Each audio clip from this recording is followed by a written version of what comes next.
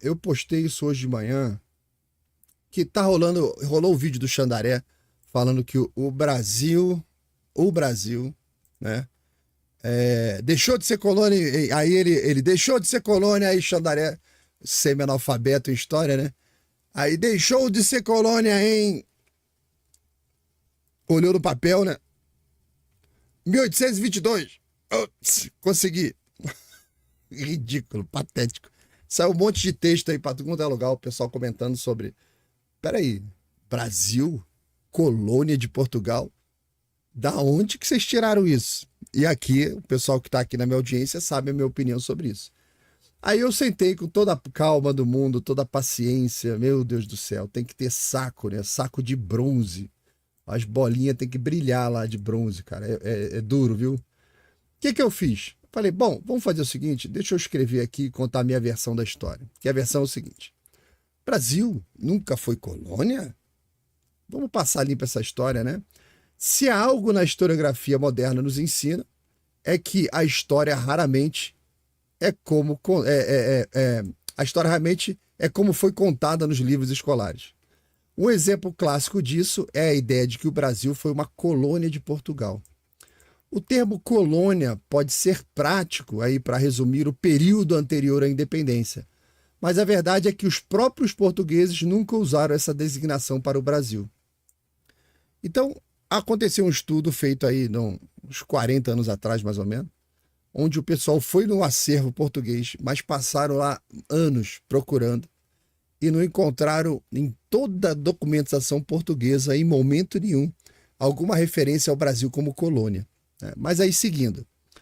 Pelo contrário, desde os tempos, faltou botar aspas ali, coloniais, a terra descoberta por Cabral foi tratada como uma parte integrante do reino português, o que muda significativamente nossa compreensão sobre o passado. Portugal evitava o termo colônia, e com razão.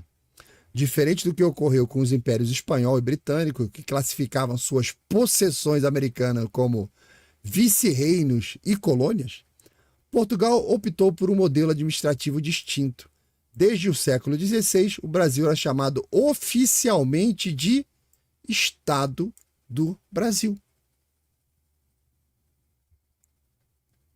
Como é que eu chamo São Paulo? É um estado do Brasil. E Minas Gerais? Minas Gerais também é um estado do Brasil. E o Rio de Janeiro? Também. Espírito Santo? Também. Então, o mesmo tratamento que você dá hoje a essas regiões do Brasil, você não pode falar, olha, São Paulo é colônia do Brasil. É tão estranho quanto. O português que na época escutasse você falar que era colônia, o Brasil era colônia de Portugal, seria tão estranho como você falar que a Bahia era uma terra colonizada pelo Brasil. Cara, não entendi, meu senhor, você pode repetir? Seria mais ou menos essa a reação, né? Estado do Brasil, uma designação que colocava no mesmo patamar de outras províncias do Reino de Portugal. Essa escolha não era aleatória. O termo colônia indicava uma dependência temporária, enquanto a designação de Estado e mais tarde reino, reforçava a ideia de que o Brasil era parte indivisível da monarquia portuguesa. É meu território, não é um lugar que eu vou estar explorando. O auge desse tratamento veio em 1815, quando o Brasil foi levado à categoria de Reino Unido de Portugal, Brasil e Algarves, lá tal, tornando-se um dos 3 pilares do Império Português. Essa mudança jurídica era uma resposta a uma nova realidade, inclusive com os acordos de Viena após a queda de Napoleão. Essa mudança jurídica era uma resposta à nova realidade. A corte portuguesa estava instalada no Rio de Janeiro desde 1808 e a metrópole lusitana se tornara, na prática, uma dependência da sua rica possessão americana. Se éramos colônia, nesse momento, Portugal passou a ser colônia do Brasil, né? Quando o Brasil começou a ser chamado de colônia? Essa é que é a parte interessante. Curiosamente, a noção de Brasil como colônia surgiu depois da independência brasileira. Foi no século XIX que historiadores intelectuais brasileiros, influenciados por ideias nacionalistas, começaram a revisar o passado com um tom crítico, o que naturalmente é um erro. Para eles, O Brasil não havia sido uma extensão legítima do reino português, mas sim uma colônia explorada e submetida a um sistema de dependência econômica. Esse discurso fazia sentido na época. A elite intelectual do Império do Brasil precisava criar uma narrativa histórica que justificasse a ruptura de 1822 e exaltasse a nova nação independente. Chamá-la de ex-colônia era uma forma de enfatizar a opressão portuguesa e reforçar o caráter libertador da independência. Mas essa visão também simplifica demais os fatos. Se, por um lado, o Brasil era de fato submetido às ordens de Lisboa e sofria com restrições comerciais impostas pela metrópole, por outro, sua estrutura administrativa e política se aproximava muito mais de uma província, de um rei. Sua vida é uma correria constante e encontrar tempo para cuidar da sua saúde pode ser um desafio. Mas existe uma maneira Das que foram dominadas por britânicos e espanhóis.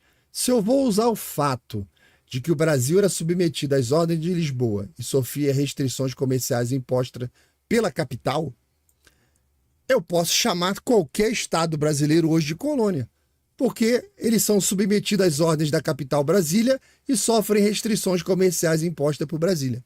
Não é isso que define se um local é uma colônia ou não. Afinal, o Brasil foi ou não foi uma colônia? A resposta depende do ponto de vista. Aqui entra toda a minha sinceridade que eu trago para vocês todos os dias aqui. Tem que olhar sempre por todos os ângulos, tá?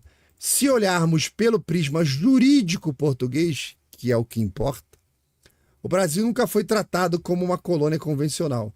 E essa foi uma estratégia deliberada de Lisboa para manter seu controle sobre a América, sem abrir espaço para interpretações de domínio temporário, ou seja, para os inimigos de Portugal, para os aventureiros, quando eles colocavam o pé numa terra portuguesa chamada Brasil, eles sabiam que não estava botando o pé num local que estava apenas sendo explorado. Não, era uma terra portuguesa. Você vai invadir? Beleza, mas segura, a porrada vai comer. Estou chegando. Tá? Então não é só um local que eu estou explorando. Então não é a minha amante. Era parte da família. A Inglaterra tratava as colônias como amante. Ia lá e arrancava tudo que podia e ia embora. Largava o povo lá, não construía escola, não construía igreja, não custa nada. Eles faziam a colônia de exploração. Já do ponto de vista histórico e econômico, o Brasil funcionou como uma colônia na prática. Exportava matéria-prima para a metrópole, sofria restrições de comércio e tinha sua economia orientada para os interesses de Portugal. Aí eu volto a repetir. Se a gente for usar o argumento que define colônia ou não, é jurídico. Mas aí vem o historiador e fala, não, foi colônia. Mas baseado em quê? Não, porque eu acho que foi, porque explorava, tirava as coisas daqui. Não. Como é que você vai sustentar a terra? A terra tem que se autossustentar, tem que se pagar, né? E onde é que era o centro econômico do Império? É Portugal. Então, eu não vou mandar o dinheiro para Madureira. Eu mando para onde é o centro econômico. Como que é o Brasil hoje? O centro econômico do Brasil é Brasília. Para onde que você manda o dinheiro? Brasília. Tá? Então, o fato de eu mandar o dinheiro para Brasília transforma outros estados em colônia? Não. Né? Então, não é por esse ponto de vista que você analisa se aquilo foi uma colônia ou não. Tá? Bom, e falava, ó, o comércio tinha sua economia orientada para os interesses de Portugal. Imagina, seria estranho se não fosse, né? Você é dono de casa, você trabalha, mas você não tem nenhum... Quem manda na sua casa é seus filhos. É um negócio esquisito, né? Quem determina o dinheiro do teu salário vai para os seus filhos, não vai para você. Não vai para quem é o centro do reino. Não vai para você, não é a mãe, não é você. É uma ponta, é um filho que vai coordenar a família. Eu nunca vi isso em lugar nenhum. E se aconteceu, naturalmente não deu certo. Então, são uns argumentos assim, meio frouxos, que fala, cara, mas acho que é meio evidente, né? Que se amanhã ou depois, digamos que o Trump compre a Groenlândia. Aí você fala, não, mas a Groenlândia agora é uma colônia dos Estados Unidos. Por quê? Porque a economia é toda gerida lá por Washington, a Groenlândia tem que prestar conta para Washington, arrecada imposto vai para Washington, é uma colônia. É uma colônia. Então tudo é colônia. Todos os países do mundo têm um centro financeiro. Todos os países do mundo têm um centro político. Qualquer país do mundo tem uma capital. Então, se você presta conta para uma capital, é isso que determina ser uma colônia? Então, você não pode usar o termo sob o ponto de vista econômico. Olha que complexo. Você veja que eu trago para vocês duas visões. A do historiador, a do economista. Vocês é que vão decidir. Não sou eu, não. Vocês é que decidem se era uma colônia ou se não era. Eu só trago verdades aqui. Nesse sentido, a historiografia pós-independência não estava errada em adotar o termo, apenas escolheu a interpretação que mais interessava a construção da identidade nacional. O que fica claro é que as palavras moldam nossa percepção da história. O Brasil nunca foi oficialmente uma colônia, mas foi transformado em uma aos olhos dos historiadores, que precisavam construir um passado heróico. A verdade está em algum lugar entre os dois extremos. Mas uma coisa é certa, o Xandaré entende de história tanto quanto do direito. E aí, se éramos uma colônia ou não, eu coloquei a foto da Alfazema, colônia, água de colônia de Alfazema. Era colônia, não era? Pô, eu fiquei com saudade da Alfazema. Eu lembro lá em casa, quando eu me arrumava para sair, minha mãe chegava nos filhos e vapo, enchia a gente de Alfazema. Para saber, isso aqui é colônia ou não é colônia? Era colônia, Alfazema de colônia. Beleza? E eu acho que eu desbloqueei memória do monte de gente agora aí com essa Alfazema, hein? Olha.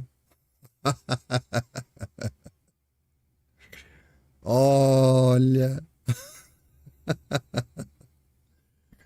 Pode crer. Beleza? Vamos ver o chat da família aí, ó. Tá aí a história contada.